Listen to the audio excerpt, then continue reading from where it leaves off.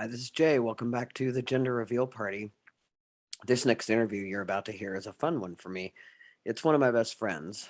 And I say that in the very beginning. And when I interviewed Doc, this is one of my best friends, you're going to discover that I'm somebody who has a lot of best friends. So it's true.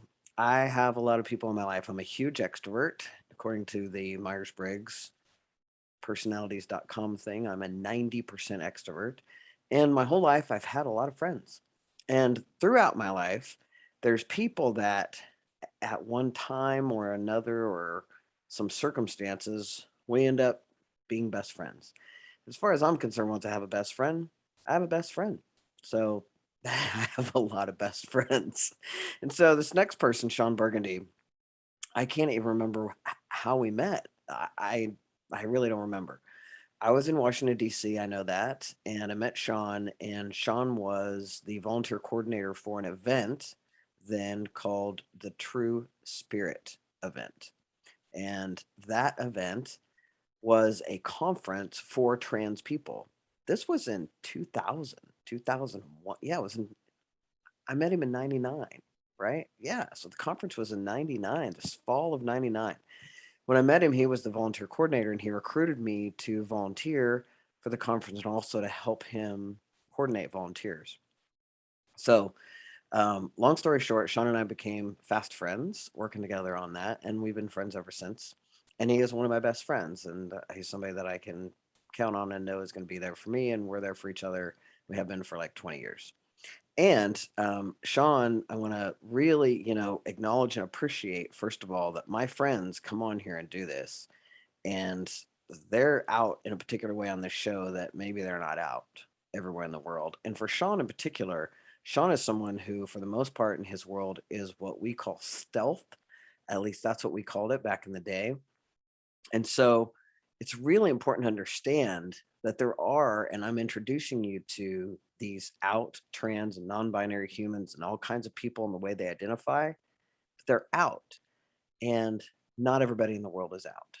And so it's important for you to know that you have trans people who are your kids' teachers and your accountants and your mail carriers and your every profession you can imagine. There are trans people out there serving you every day and working with you every day, and you don't know. Like, you don't know that there's trans. And when you see some of my friends as we go through this, you're going to understand you can't pick a trans person out in a crowd. Now, a lot of people think that you can, and that's very frustrating for me because it's not true. And simply you can't. And so my friend Sean is coming on to this interview, and he's super generous to do this because he is out to his friends and the people who know him, but to the rest of the world, he's not out. He's stealth, and he has a career and a life where he's not out. So I really want to appreciate and acknowledge Sean for coming on and doing this interview with me, first of all. And second of all, I just love this human, and I hope that you love him as much as I do. Sean and I laugh a lot, and so Sean makes me laugh a lot. He's a funny person. He uses humor in all kinds of ways, and so I hope you enjoy this interview as much as I enjoyed having it with him.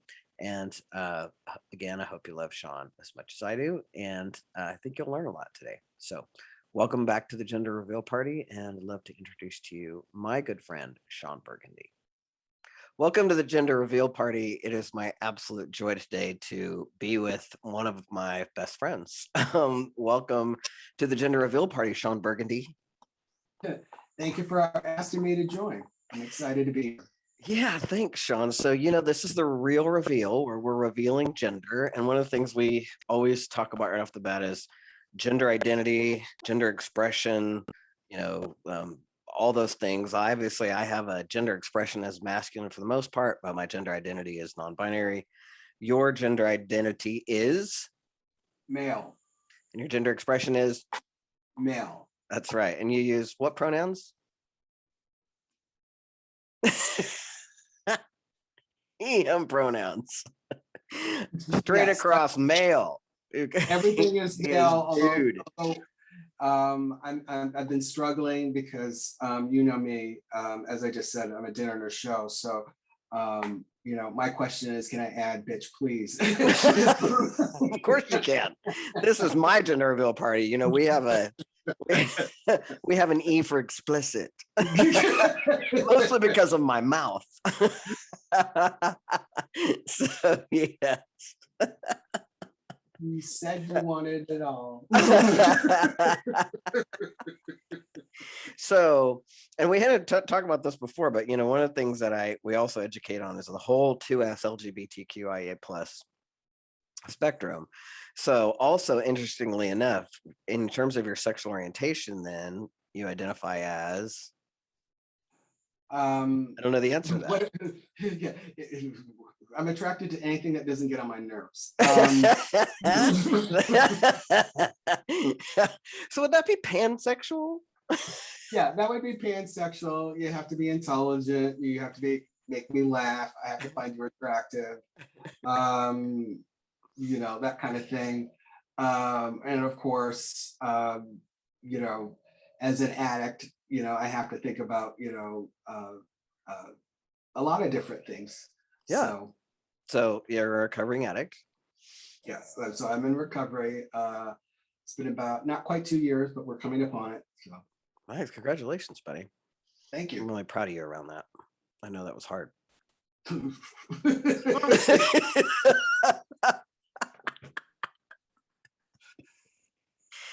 I love you.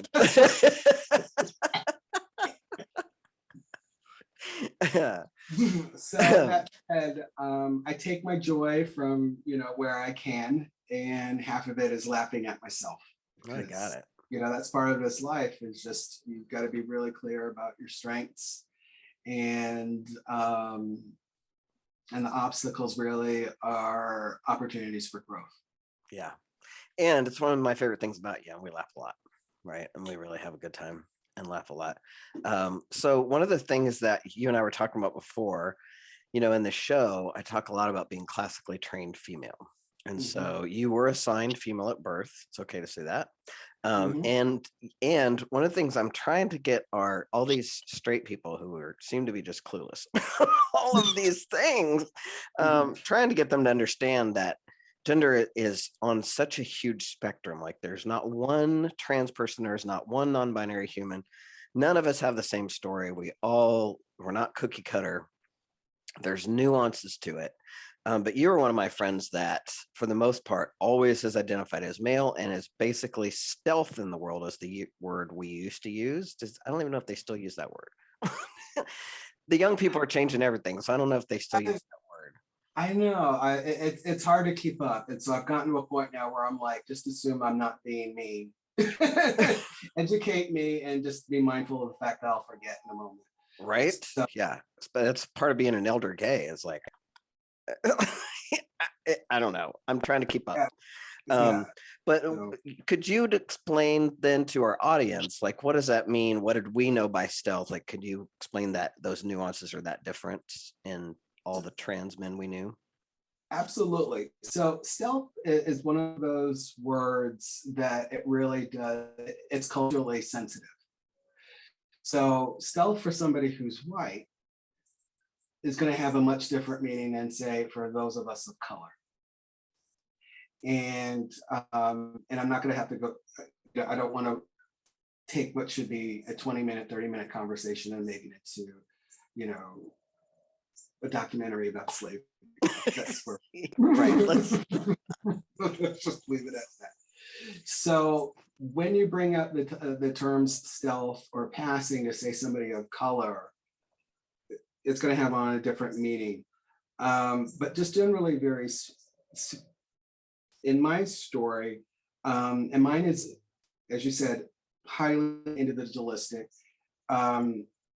My parents, my father was considerably older than my mother, and he was a PhD educated scientist. So, and we spent a lot of time abroad. And so I was born in India, my brother and sister were born in Nepal. And so my parents had missed the modern day civil rights movement here, and which would have been through the 50s and 60s. And so, and the reason why I say that is because there's a lot of questions as to where does transsexuality, where does intersexuality, where does all of this come from?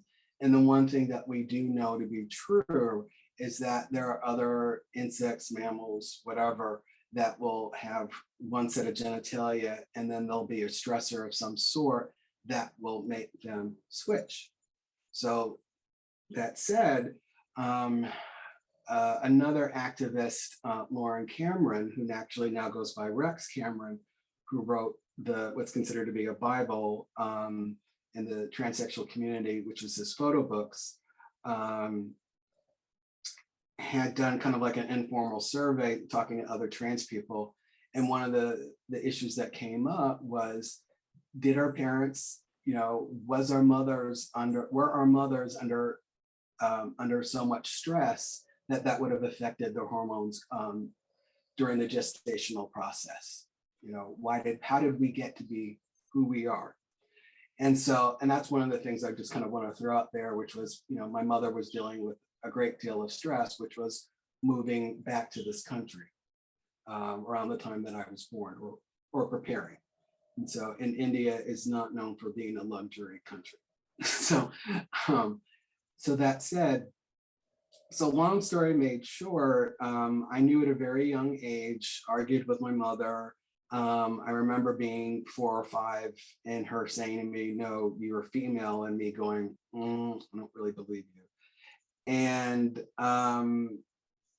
so New York in the 1970s was considered to be a lot more liberal than what we're experiencing now. And when I say liberal, my experience of conservatism is that it limits the community's ability to access information. So my brother in high school was having access to information that's comparable in his sexuality classes, which is comparable to what students in colleges are getting. So that's a huge gap. And so he came home with these sexuality books that I would go through, and it had featured transsexuals. And so I had seen genitalia and whatnot. And the newspaper in the TV section also advertised sex changes. So I was actually really familiar with the concept of sex change at the age of 8, and remember going, this is what I'm going to do. But the thing is that when you know that there's this secret and that you're not able to be out, in my case, my mother was closely monitoring my gender expression. I just kind of went in the closet, stopped talking about it, started to become depressed. In school, especially during summer school, the kids get divided based on gender, and the supervisors would figure out I was with the boys and then take me right back to the females. So, around the age of 7, I started to deal with a depression that nobody in my family understood how to deal with. And I was getting teased relentlessly for not fitting into what was considered to be an appropriate gender role. Very quickly, just kind of lived with a low grade, it was a huge depression for many years. Ended up in a short-term facility where I then met my first girlfriend, and thought I was a lesbian for a couple of years. And then by the time I was 26, 27, then realized, no, this is where I am. And it was through a mutual friend of ours, who I went to college with, who he first came out to me, and 2 weeks later, I then came out to him. So, so my hope is I've answered your question. I know I gave you a little bit of a long response. Yeah, I mean, I think that, what I want people to get is that first of all, regardless of whether our moms had stress and that's why we are the way we are, like, for me, I always kind of stay out of that world of why, because then there's a judgment or there's some reason why we need to figure that out. So I don't really worry about that. But what I want people to get is I forgot to ask you, are you going to be clipping this? No, I wasn't planning to. I might need to now. No, actually, I wasn't. We were just going to talk. So, okay. But anyway, that whole world of the difference between, I love that you brought up the fact that you want to, when you talk about stealth or passing in the world of people of color, it's a completely different conversation than when white people are talking about that. And I'm so glad you brought that up. Then also that world of like you arguing for your maleness at 5, right? So I want people to hear these words, right? And you were 5 years old, you were arguing for your maleness. I put socks in my pants when I was 4 and called myself my brother, but then forgot about that after that and didn't, I was never somebody who, like you and I both have friends that, and you may have been this way, like kicked and fought to not wear dresses, like just fought it, just fought your parents on it. I never did that. I'm just like, whatever, it's a dress, like I was always more fluid than most of my male, my trans men friends were when they were little, right? And so here's a question that I like, for one of the reasons, like when my kids were little, one of the ways that it was important for me to my kids to always know that I was trans, not to have some big reveal when they were 9 or something. I wanted them to always know I was trans.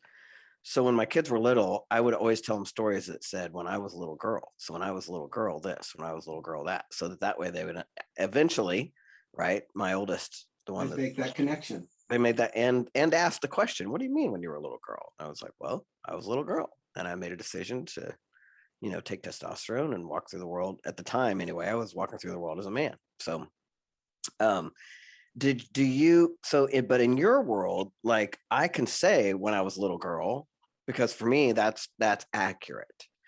And for you maybe, and for, I know for some of our friends, you've always been a boy. Like that was never a conversation, right? So when you think of yourself as little, do you think of yourself as a little girl? Do you think of yourself as a little boy?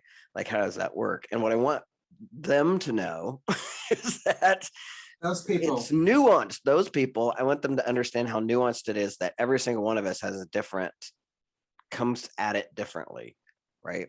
well, and that's a great question. And I think that because you're right, how do people handle the stress of they know that there's something different and they're living in an environment where they can't fully be themselves? Right. And so, and it really does vary based on this level of difference. Right. So I was stealing my dad's ties and cross-dressing. I had a neighbor who I would get his hand-me-downs, and that was cute when I was 4 or 5. But as I was getting older, it wasn't as cute. And so it got into an emotional tug of war. My mom did not realize that these interactions that we were having, I find them to this day abusive. Right. I understand, I have forgiven her, but for me, developmentally, when you sit there and you think about how a child needs to grow in a safe an environment, feeling like you have this difference, somebody gives you a gift of a football helmet, you put it aside, and your mother comes in and grabs it and gives it back. That was huge. So, Yeah. these are elements around, for folks who are thinking about what is necessary to cultivate a safe space for young gender queer kids on any spectrum. Part of what you have to look at is how are you creating a fight for your youngster? Well, yeah, and having them fight for their own identity. You know what I mean? That's the thing. Is like, mine came out as trans and is completely male identified, but his gender expression is fluid and often shows up in dresses and all kinds of stuff. And that has completely separate from his gender identity, which is male and masculine. And so, or male, and he's not masculine. He's a very not masculine male. So, Right, right. and like all we do is just give him the space to wear whatever he wants to wear. I mean, for the most part, I mean, there's certain things we don't let him wear to school. Like we're not going to let him do his makeup to the nines in 6th grade at school, but when he's home on a Saturday, that's how he likes to dress. Like who cares? So I get that. I think that having to have to fight for your own identity then occurs as a trauma because it's you're fighting for your own self-expression. So that makes perfect sense. Absolutely. Yeah. And it's part of what keeps people in a really very emotionally marginalized life. Right. Yeah. If you keep a child in a situation where they're constantly feeling like they have to defend themselves, then eventually, in some cases, it turns into a hammer and nail response to stress. Sure. Yeah. Yeah. That makes sense. So one of the things we talked about recently that, or before this, that I wanted to hit on is that whole idea of I am very conscious of the fact that as I walked through the world as an undercover white guy, I got heterosexual privilege handed to me, and I got white male privilege handed to me. And the heterosexual privilege was also almost as stark for me as the white male privilege. But you went from being seen in the world as a young Black woman to being a young Black man. And could you speak to that difference and how, for me, it was very different going from being a Butch Dyke to being a white guy. I felt like sunshine just started flying on my ass as a white guy. I could do no wrong, right? I got handed all the privilege in the world. But for you, I know that wasn't the experience, but could you speak to that a little bit? Yeah, it's interesting because I never had heterosexual privilege because as anybody can see from looking at me, there is nothing straight about me. If anything, I kind of went from dyke to fag without the full embracing of that particular identity, which we know that there But are you're some. not very effeminate either, though. So out in the world, people don't necessarily see you as, I mean, you may get called a fag here and there, but you're, like you're not flaming Right. or anything. I'm So, not flaming at all. I think people right. look at me, they're kind of like, all right, I hear you talking about women. I don't get it, but Yeah, or maybe. whatever. I think for me, my transition was such where I went on hormones. I didn't tell anybody outside of my friend group. My parents, I want to say I didn't tell them for about 2 years. Work, I didn't tell them for about a year. So those first couple of years, I put myself in a situation where I felt like I was on a tightrope. Then I started to tell people, and then I had to deal with the aftermath of everybody having to tell me their response every time they saw me. I had to go through not one but two surgeries. One was my chest, and the other one was a hysterectomy. And then made efforts to make a career change. And then, because I realized for me, I really didn't feel fully complete until I grew the beard. It took me a long time to grow the beard. I was able to have a goatee for a long time.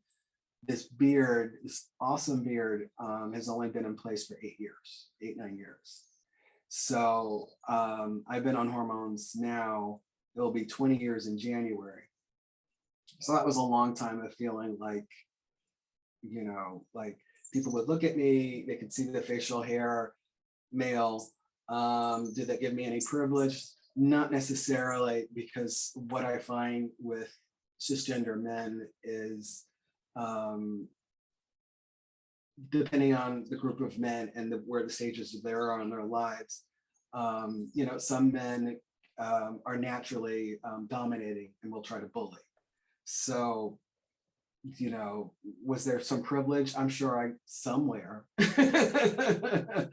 but I wasn't always experiencing it because the way that I walked in this world felt still very, I still felt very vulnerable. So life changed after I felt confident. So I see the privilege now because I work in mental health a lot of times. I see the differences between how a client will treat me versus a female, particularly over the phone because they're talking to somebody who has a low voice. So yeah, I have noticed that there are some gender differences, but there were things that I didn't see before that I see now in terms of how women hold on to power. So Interesting. Well, and one of my favorite, one of the times you've made me laugh the most was when we were talking about going to a club in DC, and you said, "I'm a Huxtable. I'm not going." Right, because we've got some class issues too. So I'm like, And so that's one of the things that's interesting because a lot of my black friends, when they transitioned, they became criminals as black men. Like they started getting followed around stores and shit like that. And did that not happen to you? And is that because you're Huxtable? Like, is that a class thing? Because my friends that, I mean, they were suspicious as black women, but once they became black men, they really got criminalized. And so I'm glad you didn't have that experience if you didn't, but I wanted to ask uh, you about that. I had it as a female growing up in New York. So, and I think as an adult, I don't, my personality is such, and there's something about going to the gynecologist and looking male. It's always a good time for me. Right. And so my personality is such when I go into a room and I know I'm the identified object, you know, that's when, the back comes out, I'm standing much taller, um, because I know I'm going to attract attention. And so I'm the type of person where I don't really pay attention to a lot of that because it's hard. It's Yeah. hard being different. Yeah. Um, in terms of people seeing me as a criminal, I think some of that is skin privilege. And the other part of it is I am very well educated um, and communicate in such a way. Um, the flip side is um, I was horribly bullied as a young kid. When you expose somebody to being bullied, oftentimes they play the role of the bullier. And as I was moving through my stages of consciousness, I had to put that in check because I didn't realize how I was bullying other people. Oh yeah. You would say, Sean, you're fighting. And I wouldn't get it because, again, Right. remember how I talked about if you're stuck in crisis, everything is a hammer nail. Right. Yeah. So my journey was a lot different. Yeah. But am I fully aware of how I come across to others? Absolutely.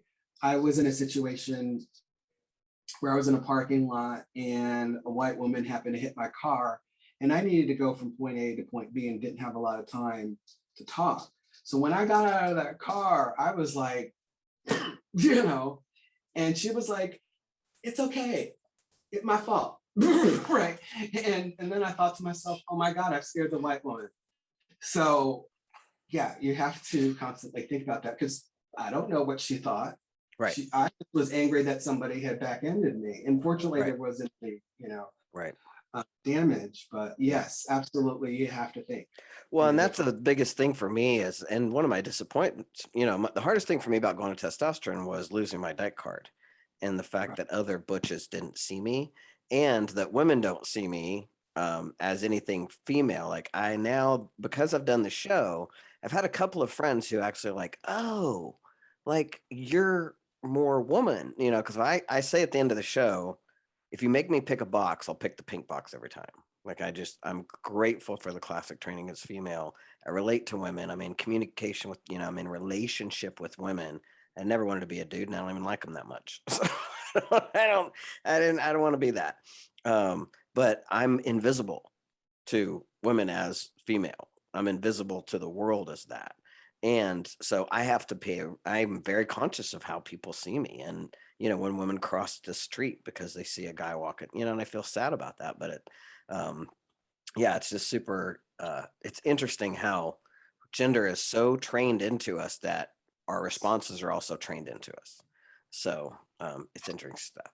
So One of last thing I the want to talk about is your art. Oh, sorry. Go ahead. What were you going to say, My baby? apologies. One of the hardest things that I've had to deal with is being really, mindful that because of how I was socialized, even though I put myself in the male category, um, I definitely have my energy can come across as overly familiar with straight women. Right. Thank you for saying that. That's exactly the right words.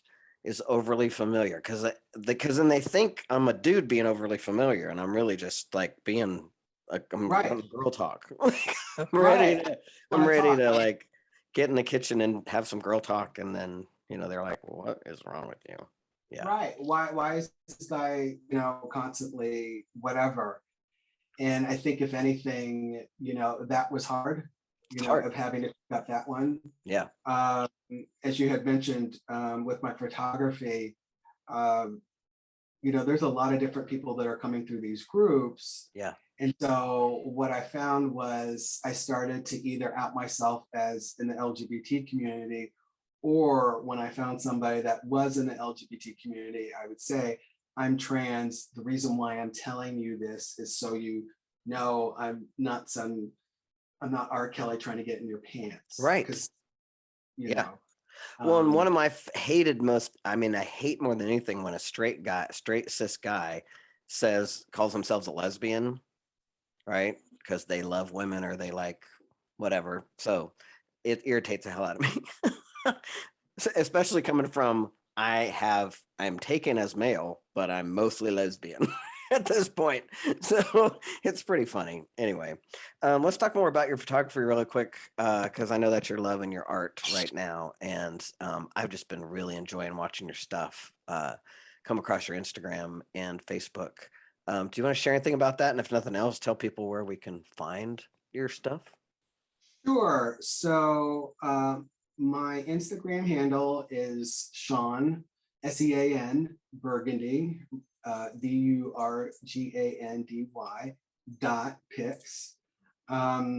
When I entered recovery, I had to put my crazy somewhere. I had medically, I didn't have a manic episode when and I apologize, I feel like I'm all over the place, but I went cold turkey. And to my credit, it was cold turkey with a historic cannabis addiction. And that was incredibly hard. And I did it on my couch. But that said, I had this huge vacuum of energy.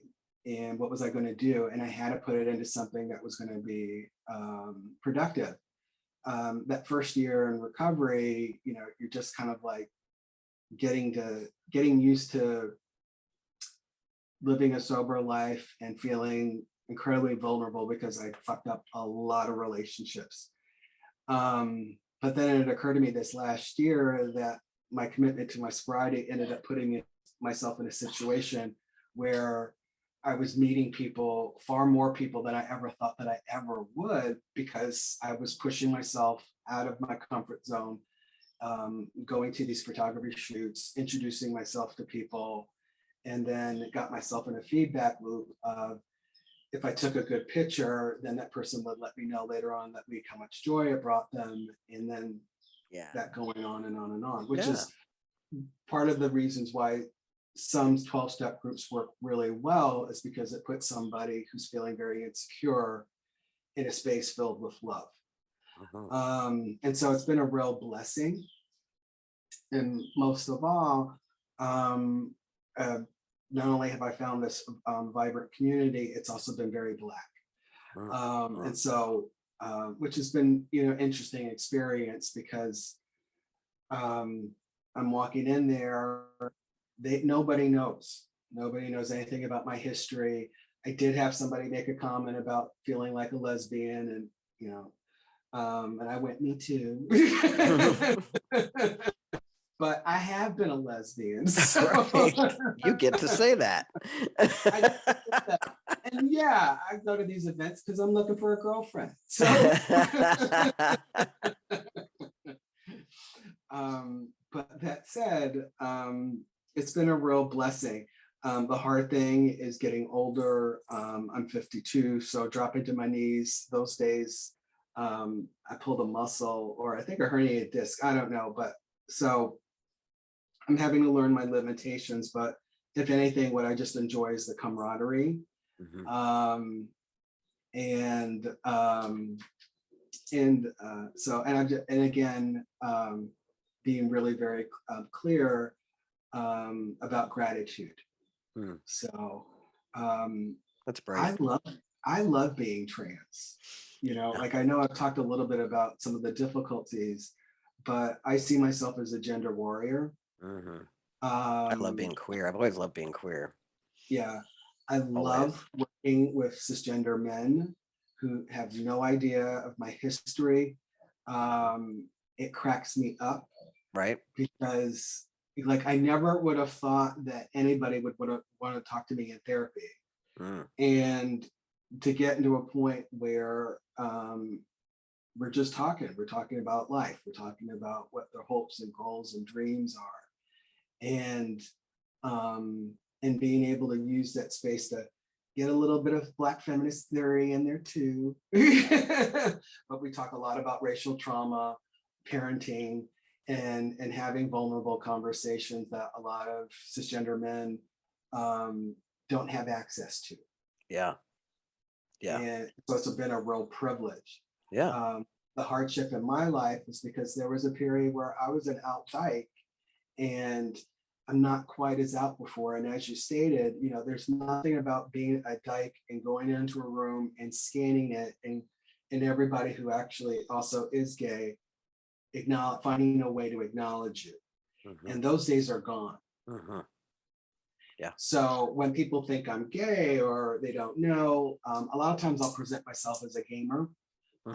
and I'm also heavily tattooed. So, you know, Yeah. uh, so I have a lot of fluidity and I enjoy playing with that. Yeah. So Right on. Well, one of our you've always taken beautiful pictures, so I want to just say that it's not, and I know that you've kind of unlocked it for yourself again in a powerful way, and I appreciate that. But you took pictures of our friends at our wedding, and we still, some of those pictures are some of the best pictures from our wedding. We just are so grateful that we have those. So your photography and your art has always been in you, and to get to watch it unlock the way it has in the last year has just been a joy. And I'm not even near you, like I'm in Kansas. you're in you're in somewhere else. So anyway, I just it's delightful. So we will make sure that we put up a link so people can find you and find your art and find your photography. And I love you and I appreciate you, and I just thanks for coming to the gender reveal party. I'm more than happy to come back out, talk about whatever. And to be honest, when you sit there and you think about it, I had thrown out that we needed to do a podcast of some sort a couple of years ago. Mm, Well, I'm glad that you found um, an artistic endeavor that allowed us to be able to come together. And I hope that we will continue to have these conversations. for Um, sure. you know, and that's one of the things I'm really very grateful for you because when we came together, even though we were at different places in our life's journey, our relationship, for me has been very healing. From the Fame. time that you went up to me, tapped me on my shoulder, and you said, "We're best friends." Okay.